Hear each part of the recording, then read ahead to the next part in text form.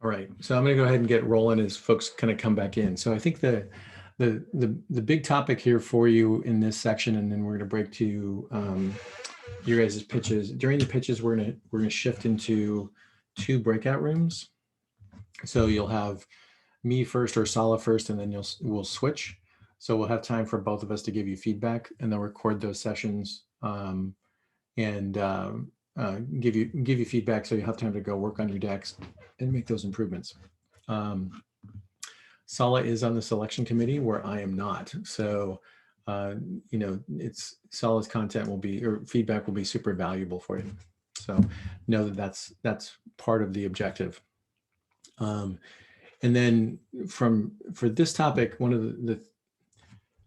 given the fact there's 30 plus folks involved, not everybody will get into the program. And one of the things that I appreciate about what Flat6 does is bringing more people in. Like the Cairo one's a little bit bigger actually than this. So they bring in more people because they're trying to get the founders trained if they don't get into this cohort for the next cohort, which I appreciate.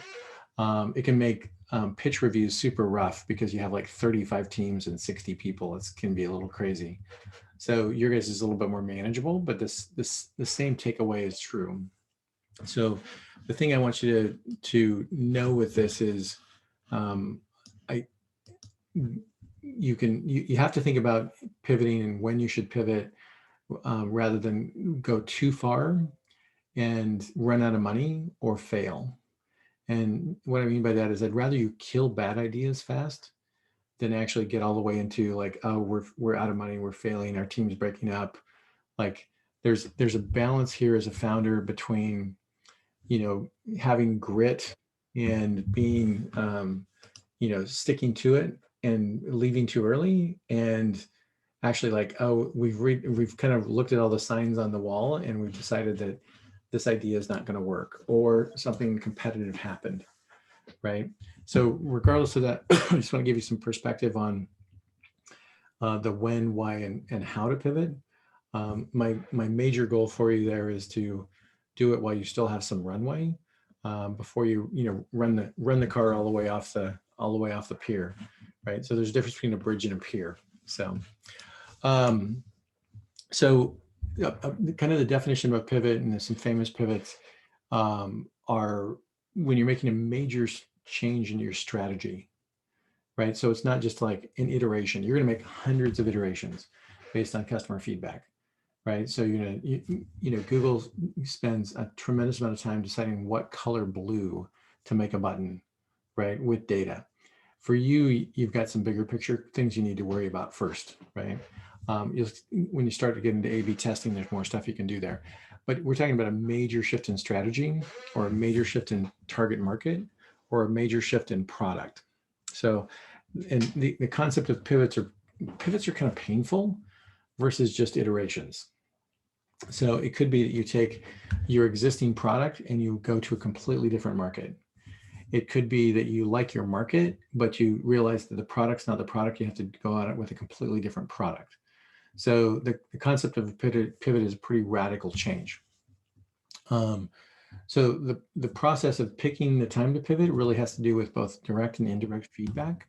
So one thing is, as you go through this process, let's say you don't get into Flat6 and you do 50 customer development interviews, and the people you're talking to for the customer development interviews all very nicely and cordially say, hey, that's really great, but I don't really understand what you do. Or, I don't think that's really a problem. Like the feedback you're getting is feedback where they're not confirming that your idea is a valid idea. So know that that's the start of the process that I want you to understand about. Gosh, if we're not getting feedback in the first 25 or 50 customer interviews, like if we're not getting the feedback you expect, I would be like, maybe we should pivot. Now, the first 5 customer interviews are really you figuring out what questions to ask and starting to really systematically capture that data. And you're going to use that Google form so that as you build out that data set, let's say you have 100 people in there now, you're like, I know somebody told me this thing and this is a cool feature and I should think about maybe pitching that feature. But product features and benefits are going to come and go, right? The question here is like, from a big picture perspective, are people getting it? Do they buy into it? Do they understand it? And are they super enthusiastic about it? When customer feedback comes back as meh, right, then that's not a good sign, right? So they can understand it, but when you ask them, are they willing to pay for it? And their response is like, So use that as that's an early indicator of like, maybe there's something wrong here. So like I said, iterations, you're gonna do hundreds and hundreds of those, right? This is all part of the testing process. So a couple of famous pivots. The first one was Odeo. I don't know if you guys know what Odeo is today, if you're familiar with that one, but Odeo was originally a podcasting platform that ultimately Jack Dorsey decided to pivot to a company called Twitter. So they went back to their original investors, including Mike Maples, who is a guy, I wouldn't call him a friend, but he's a guy I've met a number of times. And Mike is wrote a great blog post on pivoting called Thunder Chickens. So it's one I should definitely post in both the channel and put on the deck going forward. But what Mike talked about with that is that, pivots are painful, and you're really making a huge transition. So, and Mike's kind of a famous, Mike's a famous VC based in Silicon Valley. So Thunder Lizard with it. So let me pull that one up. So here's TechCrunch post on that one as well. Chat window. All right. So something to review it at some point. So the other one was Slack. Let me finish on Odeo first. The thing about Odeo was Jack Dorsey went back to Mike Maples and all of his investors and said, hey, we have this money left over. We're going to completely switch to this new concept of 140 character text messaging. We'll give you your money back. So some of the investors actually took their money back. Mike decided that he believed in the team, and the team had decided on a new direction. So he was going to keep his money in and actually reinvested. So Mike ended up as a substantial early investor in Twitter. So it's a question of like, this is the team versus market. Like, do we believe in the team or not?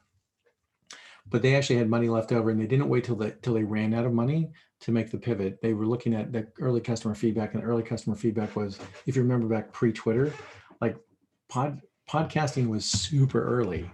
Arguably, podcasting is still early, right? So they were just super early to market, and the challenge with being early to market is it's expensive to train the market to come your direction. So the other company that made a major pivot was Slack. So Slack originally was a gaming company that had built a platform to communicate, for gamers to communicate with each other. So today, they're an enterprise communications platform, right, that was bought by Salesforce for some ridiculously huge number in the billions and billions of dollars, right? So again, had they stuck with their idea, they had found a product that worked, but they took the product and they applied it to a completely different market. So two examples of pretty extreme pivots. So both with the same caveat, they both made the pivot before they ran out of money. So something to think about. So the reason I bring it up for you guys at this stage is you're going to run across, there's data when you get confirmation data and you move up and to the right, it's easy, right? When you get data that says, oh, somebody just did this competitively, like my reference to the Facebook timeframe, it's like, oh, that's an easy shutdown. The challenge is most of your data at the early days is going to be pretty inconclusive. So you're like, do I keep trudging along? Do we keep doing this, or do we take the same product we built and move it to a different market or not? So the balance here is somewhere between, hey, have passion, stick to it, have grit, and like, and be smart, right? And there's no easy way to get around that. But I just want to give you perspective on what a pivot looks like. I've done it a couple of times, and it's generally pretty painful. Because your team's like, I thought we were going this way. And now you're like, now you're going this way. So you have to bring them along in the process and make sure that they have the same data that you have to help make that decision. So when and why to pivot? First off, think about it in 90 to 120 days. So if in 90 to 120 days from now, you've done 50 to 100 customer development interviews, You've got out of your head and you've gone and actually met with people who could be your target customer and your ICP, and you've built an email list, and you still don't have confirmation that people are willing to spend money on your product, I would start to be like, maybe we need to change, right? So if you've done the solid customer development stuff, but you have no positive signal in there where customers are not like, oh yeah, I would totally buy that. Or, hey, I can't wait for you to get that. I'll give you a parallel to my book. At one point, I told friends I was writing a book when I was just starting to do the outline for the book, and I had no idea how much time it was actually going to take to do a book. So at one point I'm like, hey, I just published my book. And people are like, aren't you on like book 3 now? I mean, didn't you do that book a long time ago? Right? Because I started talking about it probably prematurely, but I also knew if I committed to it early, I would actually get it done. And a friend of mine now helps people write books. And what they find is if you get the first 2,000 words done, then you have built a habit around writing that can, but the first 2,000 words will probably get thrown away. So know that it's about the process of learning and doing customer development and discovery. But if you're 90 to 120 days from now and you don't have positive signal from your customer or from your buyer, I would start to look at it and go like, maybe this isn't it, or maybe the timing of this is wrong, or maybe the competitors have already sucked the oxygen out of the market. So just know that if it's got to be time-based. So give you a bad example. When I did my first startup weekend as a mentor and a coach a few years ago, probably 10 years ago or 11 years ago, I took my son to it and he came out and he's like, boy, Dad, there were some stupid ideas there. One of the ideas was housing made from 40-foot shipping containers. And the guy who was pitching the idea was trying to sell the concept to the city so that they would do it for homeless housing. I'm like, it sounds like punishment, right? It sounds like, hey, congratulations, you got a windowless single door 40-foot container built into the side of a mountain or built into the side of a hill, right? And we're calling it a place to live. Sounds like punishment or penitentiary. So I ran into the same guy at one point during the weekend. I was like, how long have you been working on this idea? And he's like, 6 years. And I'm like, oh my God, don't go 7, right? And then I ran into him at another event about 6 months later. I'm like, are you still working on the same idea? And he's like, oh no, I've pivoted. Now it still had involved containers, right? But he had taken it to a different market. Ultimately, I don't think it worked.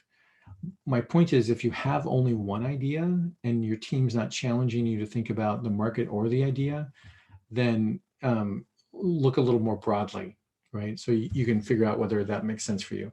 But time frame wise, if you're 6 months in, you should be able to prove your concept in 6 months and get a commitment for revenue from somebody, right? Even for the MVP. So how are you going to pivot? So are you going to stay with the same market? Do you like the TAM? Is it growing, or is it like we discovered? Like one of the examples, one of the companies I was talking to recently was like, we're going to sell to venture capitalists. And I'm like, oh my gosh, that's the worst target market ever. Like VCs are the cheapest folks out there. Like they're like lawyers, right? So they will buy tools, but they don't want to pay for tools because they're just super cheap and they think they should get stuff for free because they're VCs. So horrible market to sell to. So you're like, oh, we're building a product for VCs, and then you find out VCs won't pay for it. Now the question is do you want to keep selling to them because they're super hard to sell to, or do you want to go sell to a different market? Great, it's a great question to ask. Or do you decide we like this market, but the product's the wrong product, right? And there's a bunch of products that sell to VCs that actually work, but there's a whole bunch of products that people have tried to sell to them that it actually don't work. Do you have the wrong product for your existing market, or do you have the wrong product in general? So if you're building a platform, and I use the virtual quotes for a reason, most of the time as a VC, when I hear the word platform, I think you don't know exactly what you're building, and I'd rather you start with a product first and go to a platform next. So a product has a very discrete user profile. Like I know who the customer is, I know who the ICP is, and the product fits a particular need. Platforms at scale definitely work. AWS does a lot of things for Amazon Web Services, but at launch they had it was very much a hosted server product, right? So instead I could buy a virtual machine instead of buying physical machines. So think about them from a product perspective.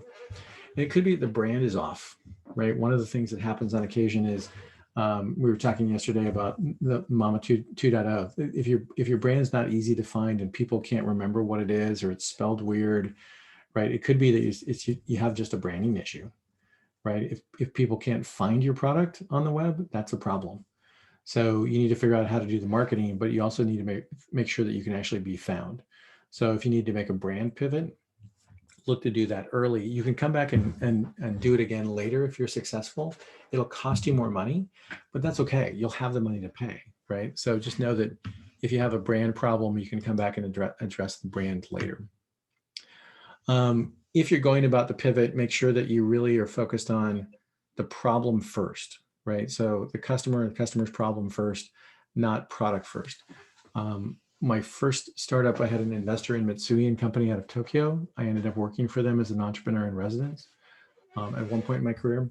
They came to me after I sold my first company, and they're like, hey, we have this product we've been working on, and we need somebody who can take it to market, and we know you're great at go-to-market. And I looked at the product, and I knew them, and they had been a great investor. So I wanted to be supportive. So I came on to help them actually take this product to market.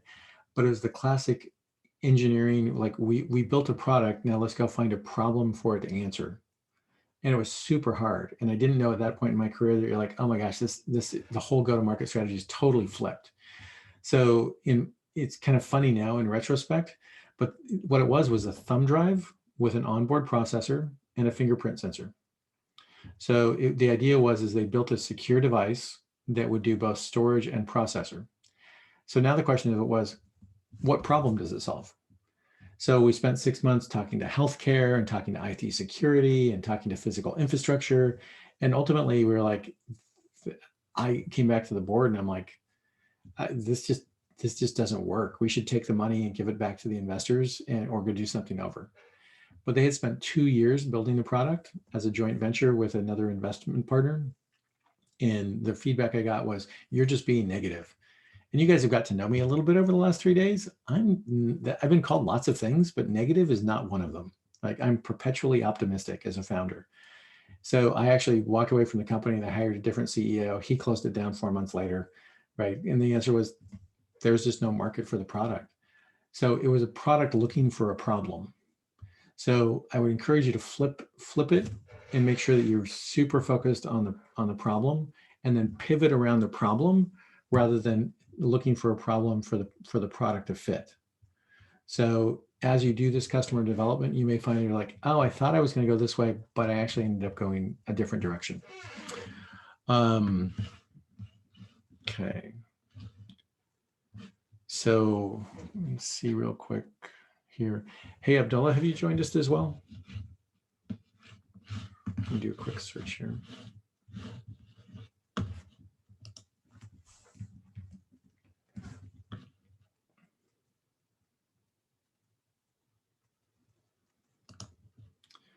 All right. So last thing is, as you're looking at potentially pivoting, I would tell you to focus on a particular. We talked about the 4-quadrant box in your competitive analysis. Here's an example of that. So when I think about the bottom, my axis there is my customer's willingness to pay. Right. So I do a seminar for early stage companies where we talk about the 11 frameworks of what makes a good idea. They're not exclusively like they're just 11, but the concept is here are 11 frameworks you should think about that make a good idea. So the pain axis is on one side, which is I want to address a high pain problem. Right. And then the bottom axis is I want to address the customer's willingness to pay for it. So when you make the pivot, I would encourage you to think about, I've talked to 50 customers now, or 50 potential customers. Is this addressing a high pain point? And is it addressing the customer's willingness to pay for it? So think about that as your process. And when you think about actually working on a pivot, which direction you should go. This should match your current product idea as well, and your current market idea too. So if you have customers where they're like, oh, it's not really a pain point, and you're further down the axis on the pain point threshold, that's going to be a problem. Or the customer's willingness to pay, you're somewhere near the center.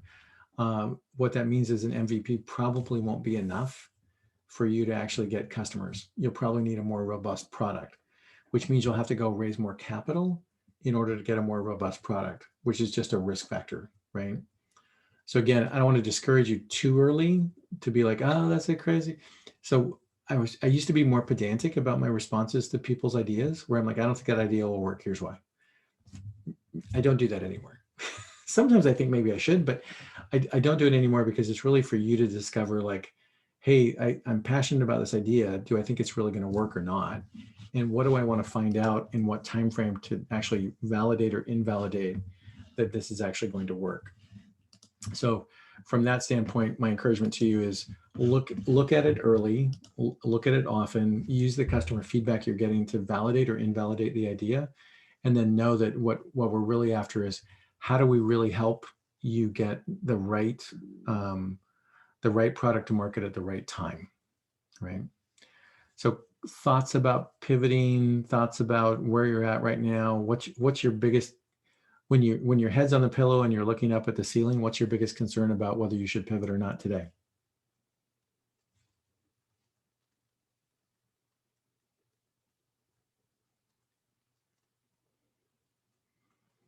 This is the therapy moment, so you know. You're like, I don't know that I want to talk about it. I think, Mohammed, you brought it up yesterday, is, do we have a platform that works for classic cars, or do we have a platform that works for pearls? Right? That's a pretty substantial pivot from a target market perspective, where the product might be the same product. So what's your current thesis on that? We're still sticking with the pearls. And what validation do you see as the validation that would prove to you that that's the right market, or that it would prove to you that that's the wrong market? I know there is a big potential in the pearling industry, and the number we share in our pitch is 1.2 billion, and that's only the export of pearls. While if you look at the market size of jewelry that has pearls in them, is 25 billion. Got it. And what's the market size for classic cars? I did not check it. We're not going there yet. Okay. We're focusing on pearls. Yeah. Got it. So your validation is, will that market pay? Will the insurance companies pay? What's the average price of the item that becomes worthy of blockchain, or worthy of insurance? Yeah, I already started talking to insurance companies since Mm-hmm. this morning. So we're getting there. Great. Awesome. Yeah. How about for others? What's your biggest concern about, am I on the right product idea or not? So I have a question. Mm-hmm. The difficulty is when you've got traction, but it's not like product market fit. Like, it's really hard to judge whether it's like, are you just solving the need for a small number of people, or is it that they're validating it? So actually, like, if you did the right marketing, if you've got the right marketing spend, then it will be right. It's a totally legit question. And I don't know that there's an easy answer for anybody. That's why I pushed really hard on yesterday's unit economics numbers, right? Because if you can do the back of the napkin math, in your case, the question is what's my LTV, right? And can I get the lifetime value up over time through either a subscription or through placement, promotions, revenue, right? So there's that one becomes a math question of, can I get the LTV up so that I can spend the money to acquire the customers, right? And for years, it'll be a question too of how many, for every paid customer I get, how many referrals do I get, right? Yeah. Because that'll help you defer your cost of customer acquisition across a greater base of customers. So it's really a marketing spend topic for you at this point, is my guess. And it's when it's bootstrapped, that's the challenge you have, right? Because there's only so much you can use to test on marketing. Right. So I guess continue for now. Yep. I think the answer is for now, continue, and but put together a hypothesis of what the math is. So I've done that now. Okay. And if it go like if the marketing spend gives us the results that we would with hypothesize, then technically like then it's a success, you know. Well, then you can at least double down on your marketing spend and continue to see if it works at scale, or if it only works back to your small market size question, is like the difference between spending $1,000 a month on marketing and $10,000 a month on marketing is huge, right? Because the faster, as you start to see that flywheel effect work, then the question is how do I double down on it? How do I go faster? Right? Because then you answer the question of, is this a big enough market for me to really go? And is the season, like what yours is interesting because there's a season that moms will make a decision to use your product, and then it kind of ebbs and flows, right? So the question is that how do I get them at the start of that window, and how do I keep them in that window as long as possible from a referral perspective? And until now, until Mama 2.0 was ready, there was, I mean, I know the churn was high because the product wasn't like, there was gaps and holes in the product, right? So then you keep coming back to the fact that, well, actually the product isn't there yet. So maybe it's the fact that the product isn't there. That's why churn is high. And so like you deal with that first before you start spending on marketing, because then it's just a waste of money. Yep. You definitely have both you have to worry about. All right. I see a hand up there. What's the next question? Yes. I think when I came to design the product, big question was security. Right.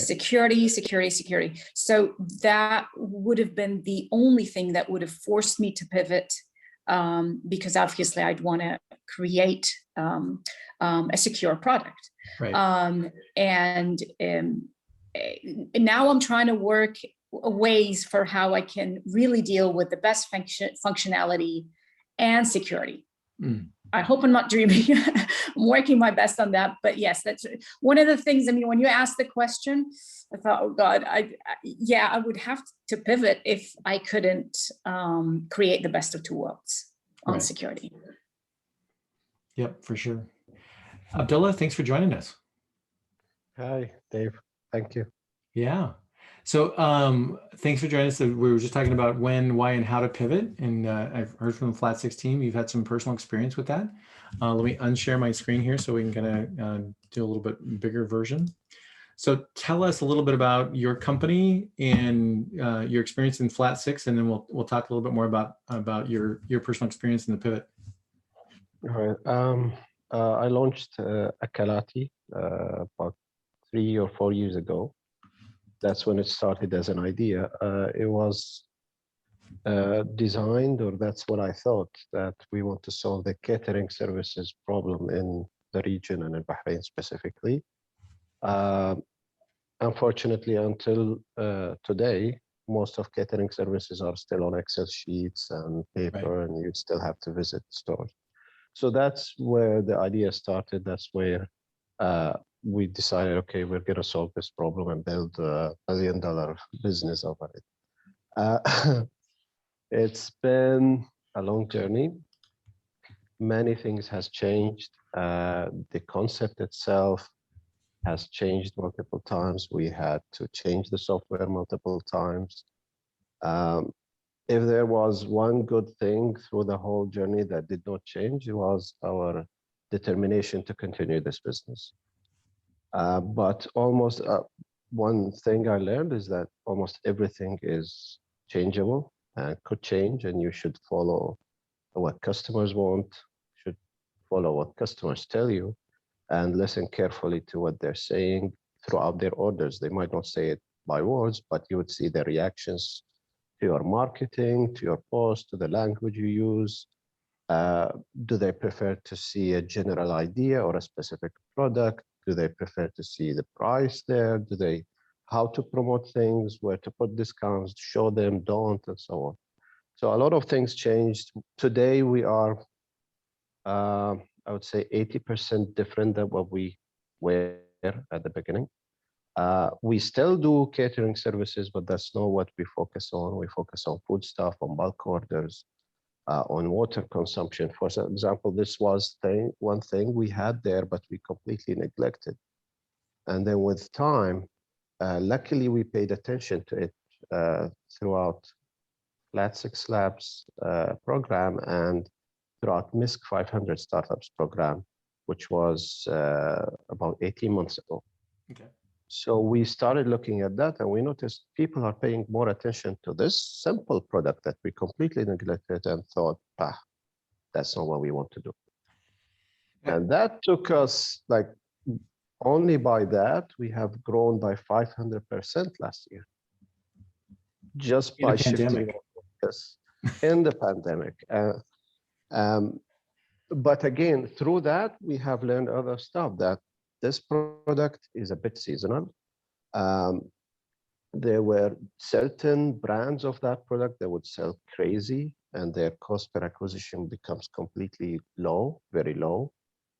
But then when you come to the off season, cost per acquisition goes high. So it was a question, should we continue burning money on that or stop and wait for the next season? That brings another challenge in front of investors, whereas your continuous growth. So it brings up, okay, should we just do that, or should we find other products that would do the same but are less seasonal, or they work in counter-seasonal? the seasons and so on? So we tried multiple things. One of them picked up pretty well with us recently was coffee capsules. We started with one certain brand, and now today I think we have like 13 or 14 brands in our shop specifically doing that. We found that cost per acquisition for coffee capsules is like half of what it was for water, and the margins are either the same or sometimes even better. Interesting. So, okay, this is something else we should pick up on. And this is what we've been doing in the past few months, basically. So tell, how many people on the team now? We're a total of 5 people, 4 Okay. full-time and 1 part-time. Great. So tell me about the decision process, like going into the, like, this is working, this isn't working, I have anxiety as a founder. Like, how are you reading your customers? What frequency are you talking to them, and how are you making that decision? Okay, this also has changed over time. So when I started alone, by the way, for about 2 years. I had no co-founder, no team members, and it was a bad and a good decision. It was good in the way that my burn was much lower, but it was bad because you build a business alone. Right, you're in your own head too. Yeah, but because of that, the first hit was with the software. I come from an engineering background, had no background in how to start a business or how to build software and all of that. I still dig deep into every aspect of it, as I thought. And then I found that, there is like 1,000 more miles to go into that depth compared to what I thought I've known. So when it came to software, we built a software. It took much longer, cost a fortune, and then it was completely crap. We were not able to sell through that software. I am the founder and was not able to use it properly. So we scrapped that. It was a decision, okay, should we continue? Should we shut down? I decided to continue. So rebuild the whole thing from scratch. That was a big hurdle because my whole business at that time was built on a software only. I didn't have a shop. I didn't have an Instagram account to sell through, none of that. Because that was what I was trying to solve, to digitize this whole thing. So it doesn't make sense to do the opposite. Now I know that that was the wrong decision. I should have started the old conventional way and built upon it. So I changed the software. It took another 4 or 6 months. Launched it out. It was a struggle to get businesses on board because nobody knows you, nobody understands what you're talking about. It took a long time until we cracked a few of the big vendors. They joined. We started selling. Sales were not doing what we expected. We were doing like $2,000, $3,000 a month. That's not a business. That was even GMV. So we were not making more than $500 in revenue. Right. That doesn't even pay the electricity bills. Right. Okay. Something is completely wrong. What am I doing wrong? That time I joined Flat6 Labs. I figured out, okay, there is a list of things that I haven't doing well. And after that, I joined 500 Startups program, where my co-founder joined me a bit earlier before the program and joined full-time. And then the list became much longer So, okay, they taught us to focus on what moves the needle, basically. I have a whole list of things, but which of these things would change my business dramatically and would give the biggest change? And focus on one or two or three of these in the list. So we chopped everything else. Okay, software at that time was not a problem. It was not great, but it works. People would be able to buy. Okay, was it our marketing? Yes, we had a big issue with marketing. We didn't know, like everybody knows he thinks he knows digital marketing until you actually do it yourself. And you know that you have no idea. Yep. There's nothing constant in there. So we started digging into that. At that time, we thought, okay, let's pivot to B2B side. And we did that, and we had a huge jump within 1 month. It looked great, looked very promising. We jumped from $2,000 or $3,000 to $30,000 in GMT. Wow. But then another challenge came is that acquiring B2B was way more difficult. It took longer time. It had a lot of politics. It's not something you can easily in this region expand on using digital marketing. Maintaining that was a difficult thing. There was a credit lines that you have to give these companies. We still struggle. Some companies still owe us like a few $1,000s. You got accounts receivable, right? I can't live with that as a startup. My budget is limited. My runway is limited. I can't maintain that.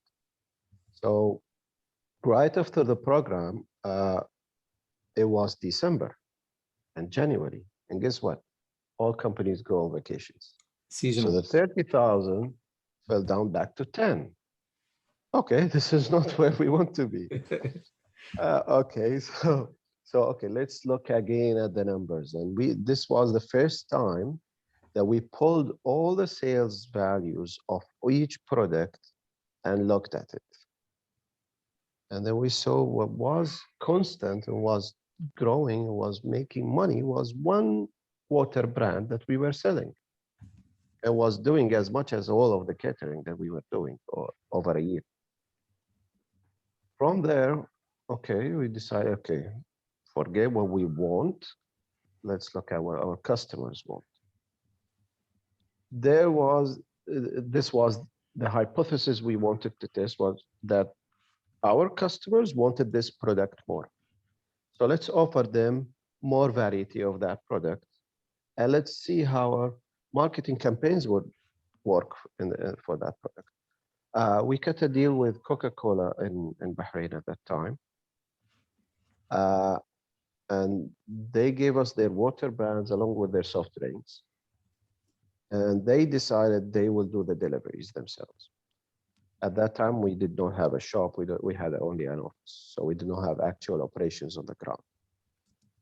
Within 3 days, we have sold about 500 or 600 orders for them. That was worth more than $10,000.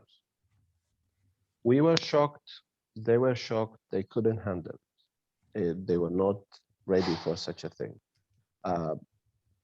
So we had to fix that because those are our customers at the end. So we rented 25 vehicles that day. We sent all of the drivers to their warehouse to pick up all these orders and do these orders just to like fulfill all the previous orders before we take anything new.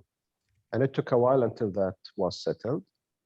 We had another meeting with them. Probably we will build the operations around that. So we did.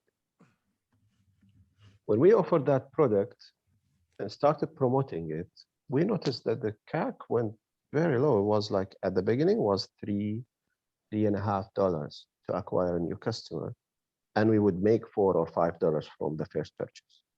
Like super fast return on spend. Super fast. And it was not that, hey, if you're thirsty, we have water. No, it was this bottle for this much. And numbers were crazy. When we tried, okay, we have these products, you can buy them through us, the CAC went high. It didn't make sense because people knew what they wanted exactly. So they didn't want to listen to all of that crap that we were giving. They just wanted something very clear, very specific. Right. So we did that. we changed to that. It took a while for the CAC to start increasing. And I think it was mostly related to the season because, by the way, we reached a point, the peak was about 100K per month of GMV, mostly from that brand. So, okay, we cannot build a whole business. This was another hypothesis that we had. We cannot build a whole business on a specific brand. We have to have variety of options because what happens if we lose this deal in the future? Then we'll have nothing. So we looked at other water brands specifically. And we found multiple ones that were doing very well on the market, people wanted. We started adding those. Now, or back a few months ago, that big brand is responsible for 25% of the sales. But the other 75% comes from catering, from other water brands. So it's a variety of things now. Until we hit that next hurdle, which was the off-season. And by the way, through all of this time, we knew we had tons of issues with the software, but we decided to delay all of them. Until recently, we started, okay, it's time to do that and rebuild things on a much better scale for the long run, but we're doing it on the side, so it's not stopping our business. Right. We hit the next hurdle where CAC was up the roof, numbers are dropping because it was off season. And this is where we came to, okay, let's have another look at numbers. What else can we provide that people want? We tried with ice creams. This was a crazy idea to test, but we did. And we would do 10K per month of ice creams alone. Right. Again, it was seasonal. So winter, it dropped. Okay, something else. We tried with coffee. Coffee was very recent in March. Unfortunately, it took us a while to figure out, okay, we need to test something. We tested with coffee and it's up. So the idea of that we now understand and believe in is that it's never going to be a constant thing that we have to do constantly. There will always be a different silver bullet, as they call it, for different seasons, for different customer audience that you tackle, for different, and it's a continuous thing that has to continue all the time. So let me pause on my questions there and open it up to the group here. They're, as you know, Abdullah, they're going through the bootcamp program to get ready to pitch next Monday. So I'll cue you with this question, then I'll hand it over to them for the next question. Knowing what you know now and looking back on getting ready for your pitch, what do you wish you knew then that you know now? I wish I had this mentality or this mindset or this understanding actually right from the first day when we started, because everything would have been different. But unfortunately, that was not the case. Now, I believe, and I hope my colleagues would agree, is that it's never the software alone. It's never how you sell. It's never where does my revenue come from. It's always a combination of things. And you can't solve everything at the same time. You need to figure out what would give you the biggest change, what would take you to the next level. You have to test things. You can't just assume, and you can't just have a guts feeling that this is what, and you can't only listen to customers. Customers will take you up the Everest and will get you down. In some cases, they're completely lost. Customers don't know exactly. I had customers tell me, I want that product. I swear it's been over 18 months. He never bought that product. So all the time I spent to get that specific vendor, that specific brand, he never bought. So you have to look at the whole scenario, but figure out which one would give you the biggest change and test it. And to test it, you don't have to go and build the whole product. You don't want, if you want to test a product, you could launch a fake page under a different brand name and just get clicks on it and see, okay, I'm getting a lot of clicks here.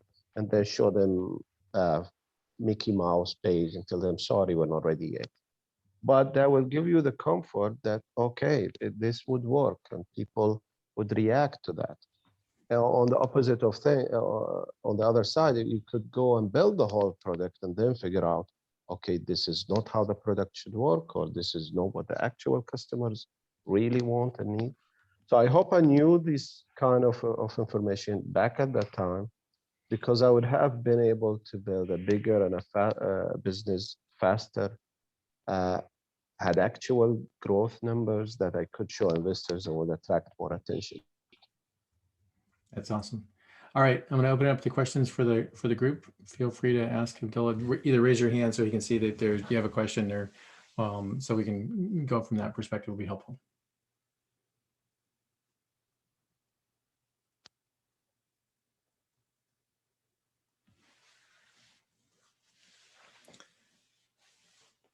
Go for it.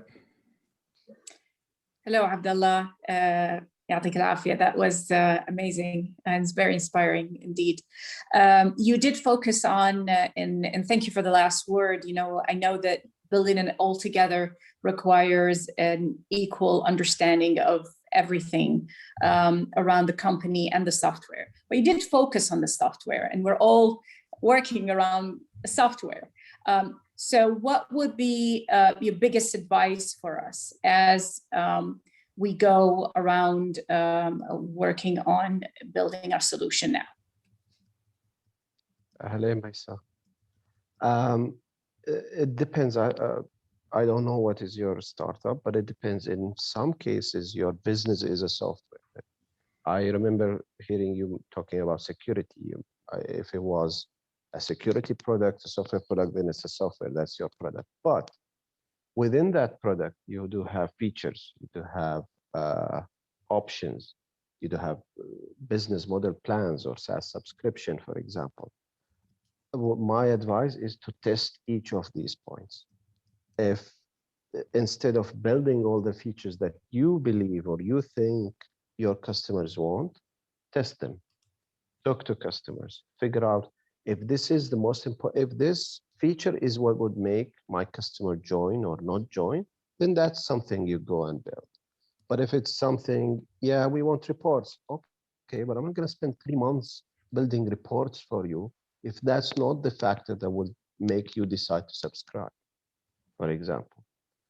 So this way you could build things faster, focus on what actually matters to you. You will build reports, but later maybe on a certain, like when you have bigger clients who that is a very mandatory thing for them, for example. So within your product, this theory of testing remains the same.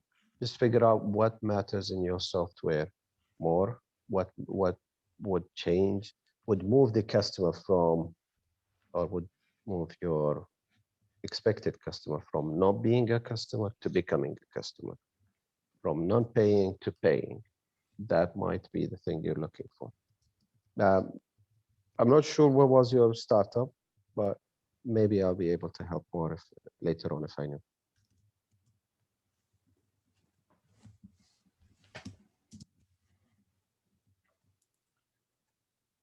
Other questions?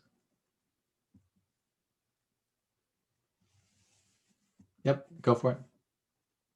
Hi, Abdullah. How are you? Hi, Basma. Yeah, you remember me? No, I read your name. You know, my name is not that. I mentioned Flat6 Lab 3 years ago when you were there. Okay, The cycle, yeah. Okay. Anyways, I just wanted to ask you, like, how you were saying, you know, like you tried so many different things, so many new things, seasonal things, and everything. How do you make strategy? Like every time you change something new, obviously you have to start from the beginning, the new product. So how do you handle that? Well, I think you're talking about pivot, basically. Yes, exactly. If you go to the definition of pivot, and I'm not a smart person, I read it somewhere else. It is a structural course change to test new hypotheses about your product, about your business plan, or sorry, about your business model, and so on. So when it comes to a change that we have to do, it's because of the results we've seen that it's not what we expected. And this is, it's not a 1 + 1 = 2. We expect this, we saw 70% of it. Okay, maybe it needs to be tweaked. But if we expect 100 and we see 10, there is something completely wrong. Then we would look at what could we will slice that problem itself into multiple aspects, and then look at what could be the biggest problem, and what could change things. What is, and this there is the why method, I think they call it, is you would ask yourself, what is your business, by the way? We are making an app for mental health awareness. Like we have all the psychiatrists, all the therapists, Okay. everything in one app itself. All right. So you have a complex issue by default. One is that you have, this is a marketplace dilemma. You have customers and you have vendors. So you'd ask yourself, if your vendors are not joining, why are they not joining? Well, they are, but this type of doctors are not joining. Okay, why? Because they don't like our business model. Why don't they don't like your business model? Because we charge commission based. Why they don't like the commission based? And you would ask yourself as many whys as possible to get to the bottom of the problem. Because 90% of the times, the first answer you get is completely different than the last. The core of the problem is at the end of the whys. When there is no more whys you can ask, that's your core problem. You would do that to, I do that to everything. I don't know if that's right or wrong, but I practice that on everything, just to get back to the problem. It's something I learned even earlier as an engineer. We used to call it the root cause analysis.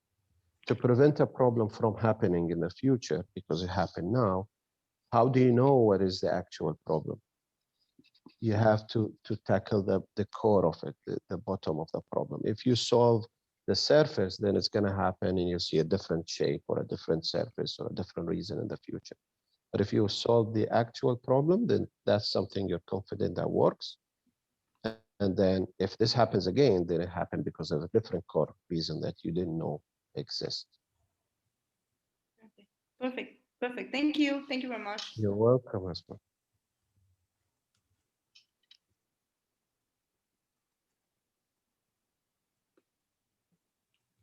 Anybody else? If no one is going to go, I'll go again. If Go that's again. okay. One last question. How, when you did decide to pivot, did you have to communicate this to your investors, and how did they take that decision? Now, which pivot? Because we've done a tons of pivots. At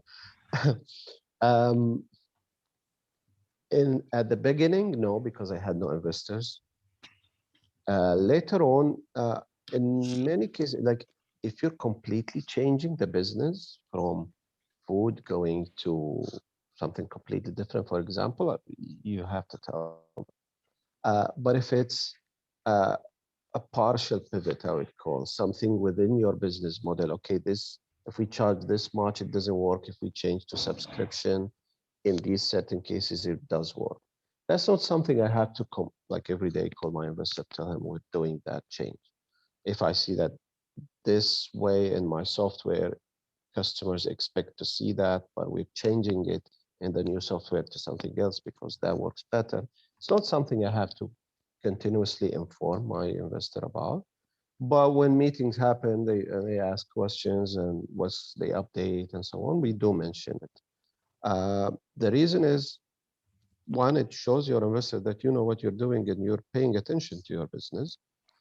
I don't care what my investors think as long as I know that I really am paying attention to what's going on. If he thinks that I'm an idiot, but I'm doing what's right and it's going to take the business forward, then he may think whatever he wants. But you, at the end of the day, you have to maintain a good relation with your investors. And in most cases, they're really smart people. They've seen, maybe they haven't launched their own businesses, but they've seen other startups test many of these aspects. So it helps you learn from them because you don't have to test something that have been tested before and they work, for example. So I would keep my investors up to date sometimes what's going on. And one note on that, the investors don't actually want to run your business, right? They want you to run your business. But I think to Abdullah's point, like keeping us up to date on what you're doing. And if somebody comes to me and says, hey, how else would you think about this that maybe I haven't thought about this? I'm going to provide, I'm not really going to give advice. What I'm going to do is provide perspective. But you're the CEO. Like I'm counting on you to run the business. Right. Every once in a while, I have one of these things. It's like, oh, we could put, maybe Dave would come off the bench and go be CEO of something. I'm like, oh, that's not seldom a good idea. Right. I'm a huge fan of founders. Right. And disrupting a founder to me is like the last possible option. I've seen it where I've been involved with that, but to me, it's the last possible option. So investors don't actually want to work that hard, to be honest. They have other things to do. Yep. Exactly. All right. So chance for one more question. If not, we'll wrap up here. All right, Mohammed. Abdullah, thanks for sharing your insights. What kept you going? It's a great Hello, question. Mohammed. Sorry, say again. What kept you going?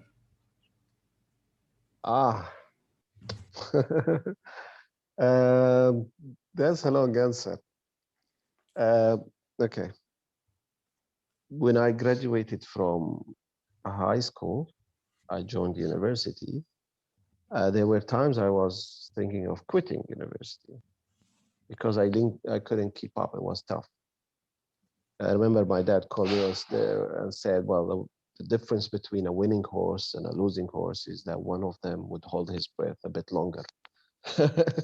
That kept me going through college. Then I graduated. Then I joined an international oil company. I did 8 years with them. Through that career, there were difficult operations that we've done that took 24 hours, 72 hours. You get very limited sleep. You'll have problems and downtime and clients shouting at you and so on. That built momentum in me to, okay, everything is fine. I can handle that. Until one day we had a disastrous operation, I would say that. It was supposed to finish in 72 hours. It took 11 days. The first 5 days, I had about an hour to an hour and a half of sleep.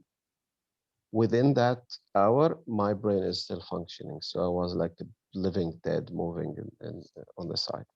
I had a colleague with me that was able to sleep like a baby. I don't know how he managed to do so, but he had much more experience than me. Finishing that job, that task, I came out of that operation believing that I can handle anything. If I manage to do this, then I can handle pressure. When later on I decided to quit my career and start Akalati, it was a tough thing. Like, this is continuous question I have in my brain. Am I doing the right thing? I could be living a nice life with nice income. Why am I handling all of this pressure? Why am I always worried? I'm worried if I'm going to be able to provide to my kids in the future, and so on. These questions are always there. I hear founders say, no, it's all cool, we're confident. I don't know how they manage that.